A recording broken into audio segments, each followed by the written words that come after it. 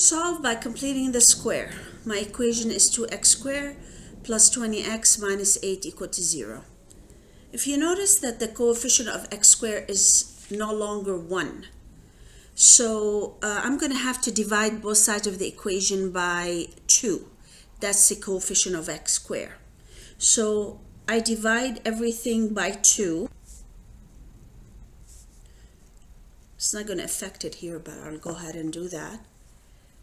And this cancels out, and I'm left with x squared plus 20 divided by 2 is 10x minus 8 divided by 2 is 4 equal to 0.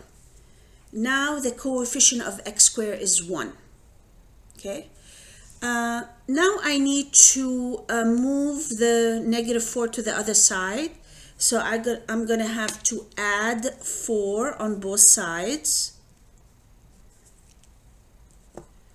And I'm left with x squared plus 10x equal to 4.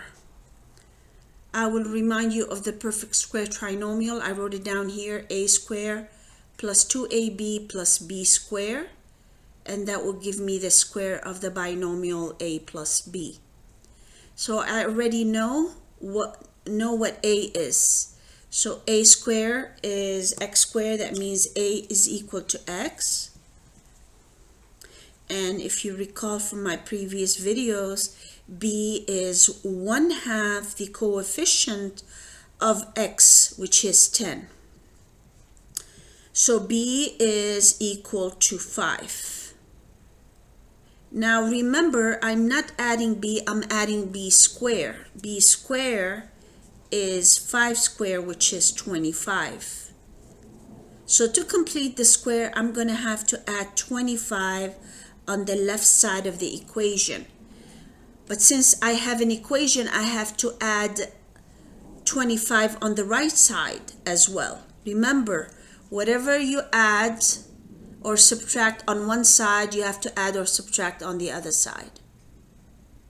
Now I completed the square here. So now I have a, which is in this case x. The sign here is plus, so plus. B is 5, and that will give me x plus 5 squared. On the right side of the equation, I have 4 plus 25, which is 29. Now I can solve by using the square root property. So I take the square root on both sides, plus or minus. What do I get? This whole thing comes out. Remember, the square and the square root cancel out.